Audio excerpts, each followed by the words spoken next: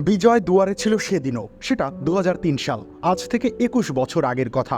Multan test Bangladesh পেয়ে যেতে পারত নিজেদের ইতিহাসের প্রথম টেস্ট জয়, আসেনি। ইনজামামুল হকের এক মাস্টার ক্লাসে সেদিন জয়ের দুয়ার থেকে ফিরতে হয়। খালেদ মাহমুদ সুজনের অশ্রু সজল চোখে সেদিন ভেসেছিল পুরো বাংলাদেশ।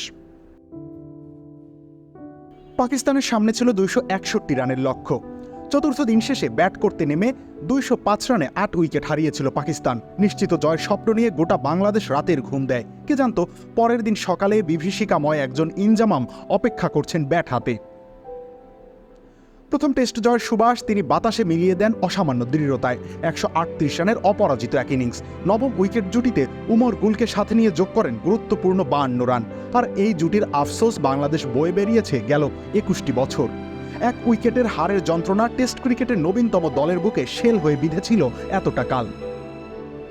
খামেরা তো দাগ হয় কিভাবে? এই যে ভাবি, দাগও যাবে রাগও যাবে, নিন চাকা সুপার হোয়াইট। সেই শঙ্কা ছিল এবারও। রাওয়ালপিন্ডিতে ইনজামাম হয়ে উঠতে চেয়েছিলেন মোহাম্মদ রিজওয়ান। হাফ সেঞ্চুরি করে ফেলেছিলেন। টেল এন্ডারদের নিয়ে লড়াইয়ের মঞ্চটা প্রস্তুত করেছিলেন ধীরে ধীরে। ঠিক তখনই মেহেদী হাসান মিরাজের এক মরণ কামড় পাকিস্তানের কফিনের বুকে শেষ পেরে।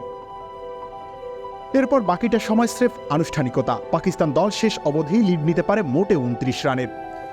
সেই লক্ষ্যে ব্যাট করতে নেমে একবারও বুক কাঁপেনি বাংলাদেশ দলের। এ যেন নতুন এক বাংলাদেশ। 21 বছর ধরে এই দলটাই নিজেদের গড়ে তুলেছে তিল তিল করে, আর সেই গড়ে তোলার পূর্ণতা মিলল এবার। 21 বছর ধরে ভিজে থাকা চোখ মুছে ফেলার অবকাশ পাওয়া গেল অবশেষে। মুলতানের সেই কান্নাই আজ শক্তি হয়ে পাখা মেলেছে রাওয়ালপিন্ডির বাতাসে। না, এবার আর আবেগে ভেসে যাওয়া নয়, আবেগ দিয়ে নয়, তীরে এসে তরি ডোবার করুণাতে নয়, ম্যাচ ক্লোজ করে হৃদয় জিতে নেওয়া নয়। এই বাংলাদেশ নিজেদের শক্তিমত্তা দিয়ে ম্যাচ জিততে জানে। 21 বছর আগে বাংলাদেশ যেমন জানতো না কি যন্ত্রণা অপেক্ষা করছে পঞ্চম দিনে, এবার তেমন পাকিস্তানও জানতো না পঞ্চম দিনে কি রহস্য নিয়ে অপেক্ষায় আছে পুরো বাংলাদেশ দল। প্রথমবারের মতো কোনো দল পাকিস্তানকে তাদের মাটিতেই 10 উইকেটে টেস্ট হারিয়ে দিল। যাক, এবার অন্তত যন্ত্রণাটা ফিরিয়ে দেওয়া গেল। রবিউল ইসলাম রনি, খেলা 71।